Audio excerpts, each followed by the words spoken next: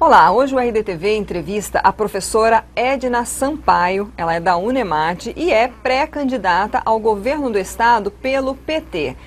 Professora, muito obrigada pela sua presença aqui no RDTV. Vamos já iniciar expondo aí o porquê da sua pré-candidatura a governo. Então, nós no PT estamos enfrentando em âmbito nacional um difícil momento para o Partido dos Trabalhadores. É um momento de crise do Brasil, de crise mundial e de crise política também. Então, nós acreditamos que nos colocarmos como candidatura própria em Mato Grosso significa a oportunidade de debatermos essa crise política que nós vivenciamos e defender em Mato Grosso o palanque para Lula. Lula se encontra preso, uma prisão política, então Lula está um preso político no Brasil e nós acreditamos na importância de constituir um palanque para Lula em Mato Grosso, ao mesmo tempo em que possamos defender e debater um projeto de desenvolvimento para o nosso estado.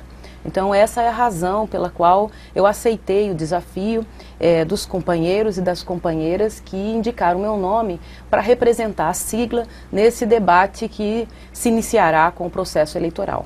Bom, existem alguns integrantes aí do PT que também têm falado, né, ou já deram entrevistas aí falando da possibilidade de um apoio à candidatura de Wellington Fagundes conforme coligações. E como é que está essa questão? A gente sabe que isso só vai ser definido nas convenções, né, mas como é que você percebe esse tipo de declaração, essa tendência aí? Há um racha, digamos, no partido aqui no estado? O Partido dos Trabalhadores tem uma tradição, Lídice, de debates acalorados internamente, né?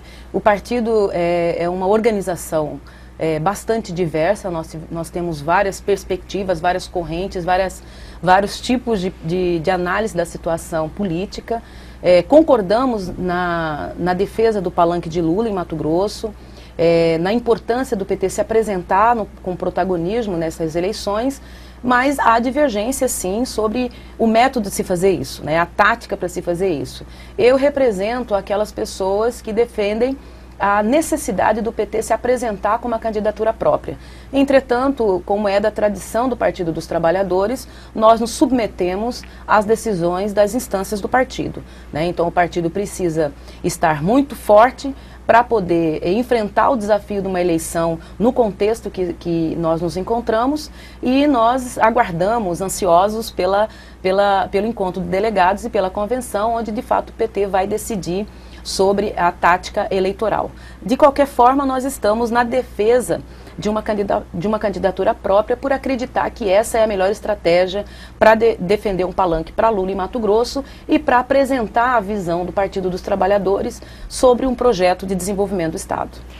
Qual é a expectativa sua quanto à possibilidade realmente do ex-presidente Lula ser candidato, diante desse cenário político, jurídico que nós temos visto no país?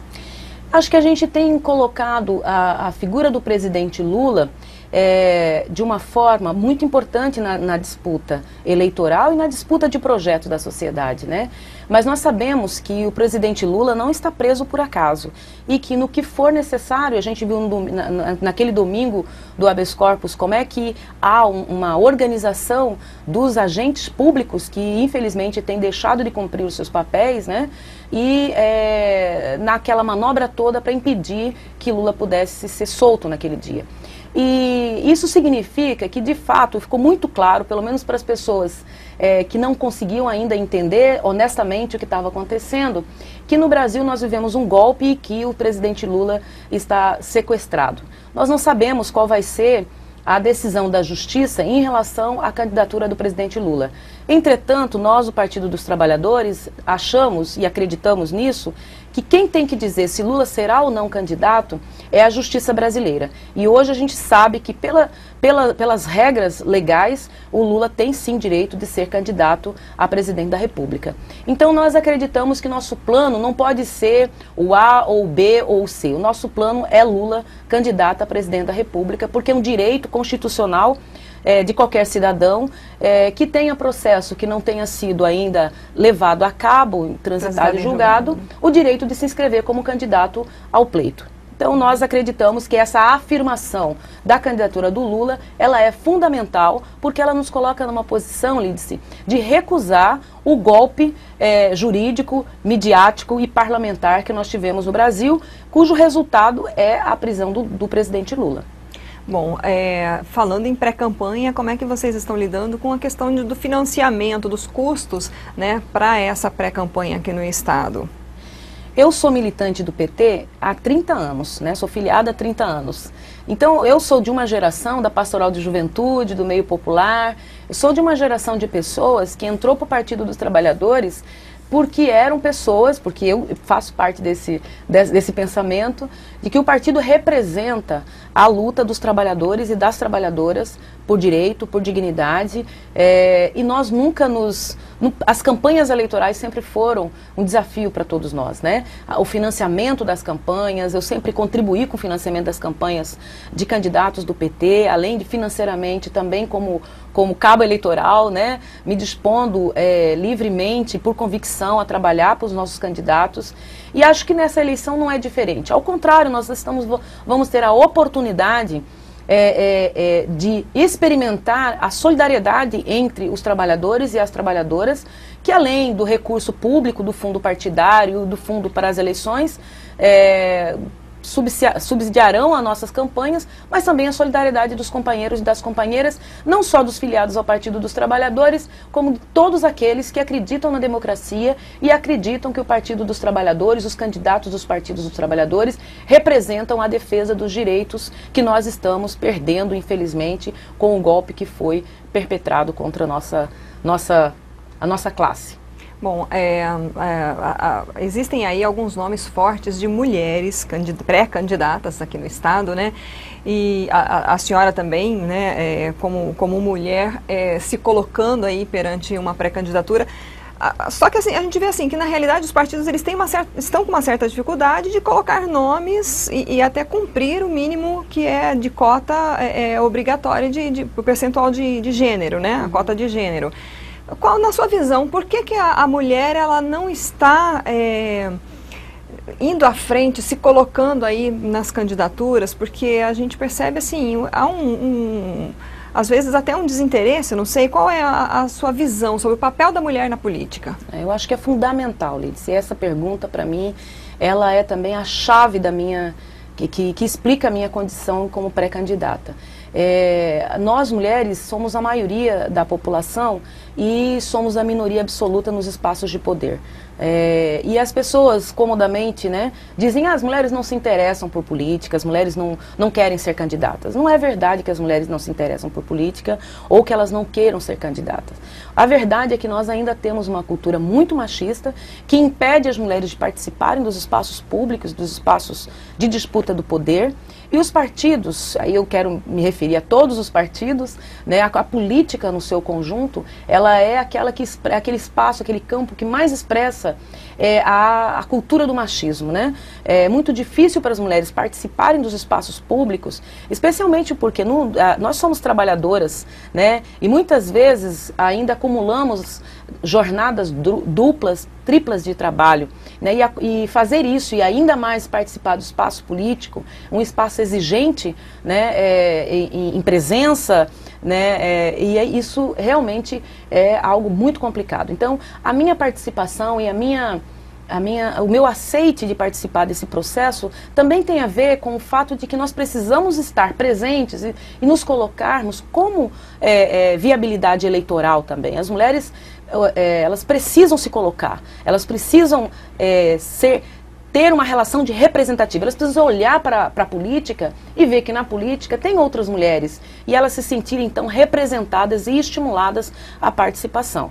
Quando as mulheres participam dos espaços de poder, elas nunca vão sozinhas, elas trazem outras mulheres para participar e elas têm uma forma diferente de fazer política, o que eu acho fundamental. Então nós vamos combater todo o processo de violência contra a mulher, a cultura do estupro, né, e todas as formas de violência contra a mulher, quando as mulheres efetivamente forem partícipes do poder. Nós somos mais de 50% da população, temos que ser no mínimo metade do poder. Né? Então esse processo começa e já começou há bastante tempo. O golpe que nós sofremos também tem a ver com uma relação de gênero, foi um golpe misógino contra a presidenta Dilma, e nesse momento em que nós estamos para falar para a população do que nós estamos sofrendo enquanto classe trabalhadora, também é necessário falar para a população do risco que esse golpe traz para as mulheres, para nós mulheres. Porque todos os direitos que estão sendo subtraídos dos trabalhadores, eles atingem mais frontalmente a condição da mulher, que no mercado de trabalho encontram mais dificuldades, tem remuneração menor que os homens, especialmente as mulheres negras que estão na base da pirâmide hierárquica de salários, de condição de acesso aos espaços de poder. Então eu considero, nós do PT que defendemos a candidatura própria, consideramos que a apresentação de uma mulher e de uma mulher negra nesse pleito eleitoral é um aceno sobre a necessidade e a possibilidade de pensar que o poder ele precisa ser partilhado e que o PT tem nomes para que possamos fazer essa disputa. Né? Então, acho que é fundamental abrir essa discussão sobre a desigualdade de gênero na política e a importância que tem a mulher ocupando esses espaços. Bom, a sua pré-candidatura é a governo do Estado. A gente tem aí hoje o governador Pedro Taques sendo também pré-candidato, possivelmente à reeleição. Qual a avaliação que a senhora faz do governo Taques? Eu acho que o governo Taques é um governo tipicamente de uma percepção do PSDB do Estado, né? E que percepção é essa? Nós, do PT, acreditamos que o Estado é um instrumento de mediação das relações sociais, né? Você tem o mercado de um lado e o Estado do outro, né? O mercado, ele não consegue estabelecer relações de equidade. Então, o mercado, ele é sempre excludente. Então, a importância do Estado é para fazer a mediação e não permitir que os mais aptos economicamente excluam a parcela significativa da população. E o que nós vimos no governo do Pedro Taques não foi muito diferente do que foi, por exemplo, o governo do Fernando Henrique e os governos do PSDB em geral, que é a visão de que o Estado deve ser reduzido. Então você teve uma criminalização dos servidores públicos. No governo Pedro Taques nós tivemos a maior greve dos servidores públicos da história desse Estado, né? E eu participei desse processo enquanto membro do sindicato, da direção do sindicato dos professores da universidade, e a gente viu ali, então, a prova de que a crise que o Estado vivenciou naquele momento foi uma crise de escolha política do governo, né? Então agora nós estamos recebendo o salário em dias, agora não se fala mais do não pagamento da RGA porque nós estamos em período eleitoral, mas o que aconteceu durante esse governo foi a criminalização dos servidores públicos, a responsabilização dos servidores pela crise do Estado e mais, uma adesão absolutamente, na minha opinião, criminosa no congelamento do financiamento da saúde, da educação, pela emenda 95 que o governo ilegítimo do Michel Temer colocou na Câmara Federal e foi aprovado, e imediatamente o governo do Mato Grosso foi o que implementou, um dos primeiros estados a implementar essa discussão e o congelamento também do financiamento de políticas públicas. Em contrapartida, o que se fez em relação à renúncia fiscal para beneficiar setores, né, do agronegócio, é um orçamento de um ano, né? Nós tivemos mais de 3 bilhões de reais de renúncia fiscal que o governo fez para poder beneficiar o agronegócio, ao mesmo tempo que congelava o financiamento das políticas sociais. Então é uma visão do Estado, de um Estado muito pequeno para a sociedade, para a população, e ineficiente para essa população, uma delegação ao mercado dos serviços que são essenciais para a vida da população, como saúde, educação e segurança, e por outro lado, um Estado muito eficiente para garantir os privilégios dos grandes produtores, do grande capital representado aqui pelo agronegócio. Então, nós discordamos dessa posição, acreditamos que o Estado ele tem um papel importantíssimo no desenvolvimento regional. O Mato Grosso é um estado que tem 141 municípios, dos quais apenas 10 em condições de arrecadação e de financiamento de políticas públicas, e é necessário que nós promovamos políticas de combate à desigualdade regional. Nós somos um dos estados mais desiguais da federação, ao mesmo tempo em que também somos um estado que mais produz riqueza. Então a riqueza está muito concentrada no nosso estado.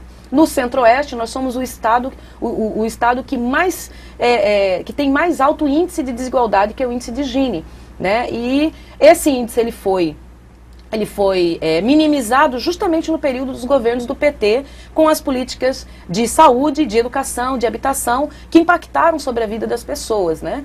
Então é preciso retomar a visão do Estado, de um Estado que só tem legitimidade na medida em que promove políticas públicas para a maioria da população, que promove o bem-estar da população. E não essa visão, que é a visão do governo Táxi, de um Estado mínimo, de um Estado que não dá conta de cumprir o seu papel, né? É isso que nós defendemos. Qual seria a área, digamos, de maior emergência para que haja mudanças, investimentos, enfim, pelo governo do Estado que vai ser eleito?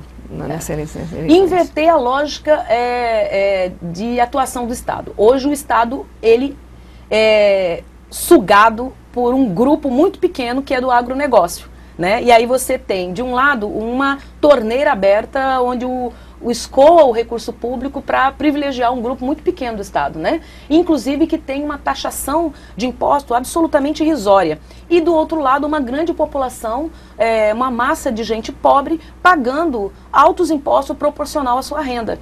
Então, o que nós precisamos fazer? Nós precisamos rever os incentivos fiscais que foram dados ao agronegócio, porque esses incentivos só podem fazer sentido se eles puderem repercutir na melhoria da vida das outras pessoas.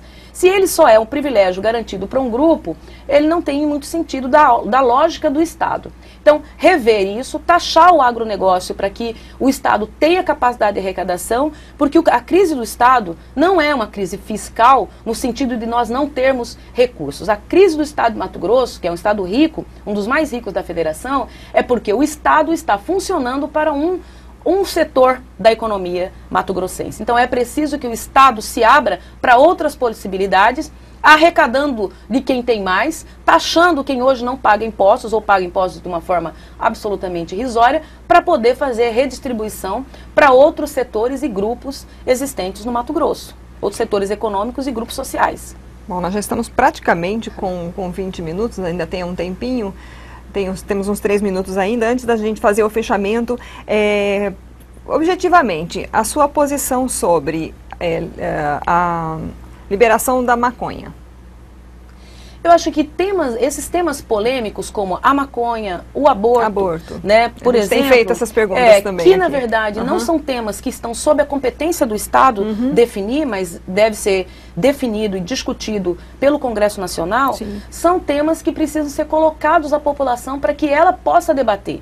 Eu acho que o Brasil, ainda mais nesse momento em que nós sofremos um retrocesso do ponto de vista da percepção da sociedade sobre o espaço público e sobre a política tem que ser utilizada mais e mais como um processo pedagógico de elevação da cultura, do conhecimento e de instrução dos posicionamentos das pessoas. Então esses temas, eles precisam ser debatidos sem tabus, sem preconceito, por toda a sociedade, para que finalmente a gente possa tomar uma decisão que não é do governante, mas é da sociedade no seu conjunto. Eu acho que nós temos bons exemplos no mundo em relação a esse tipo de iniciativa e nós podemos e devemos fazer esse debate aqui no Mato Grosso, no Brasil, de uma maneira geral.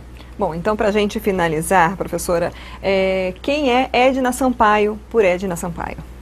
Eu sou uma mulher guerreira, que começou a vida muito cedo, fui mãe muito cedo, professora, militante. Eu sou uma pessoa de esquerda e isso significa que eu me importo com as pessoas, isso significa que eu acredito que o Estado pode desenvolver políticas de equidade social, uma pessoa que luta por direitos das minorias, das mulheres, LGBT, dos mais pobres, dos negros. Eu sou uma pessoa que sonho com o Estado que eu nasci, Mato Grosso, a cidade que eu nasci, Cuiabá, como um Estado pujante, um Estado rico, mas que não é rico apenas naquilo que produz, mas é rico naquilo que as pessoas podem experimentar enquanto vida, enquanto qualidade de vida, um Estado que seja justo, seja acolhedor, não apenas para os que vêm de fora endinheirados, mas para os que vivem aqui, para os povos tradicionais, para as pessoas que passaram a vida toda aqui e que hoje muitas vezes estão numa condição de exclusão. Eu sou uma sonhadora, alguém que espera que a política possa efetivamente melhorar a vida das pessoas. Ok, muito obrigada pela sua presença e suas informações. Obrigada. Nós conversamos hoje com a professora Edna Sampaio, professora da Unemate e pré-candidata ao governo do estado pelo PT. Essa entrevista fica disponível na íntegra no site RD News, lá no destaque do RDTV, no nosso novo canal rdtv.com.br ou mesmo também no nosso canal do YouTube. Você pode assistir novamente, curtir e compartilhar. Até a próxima.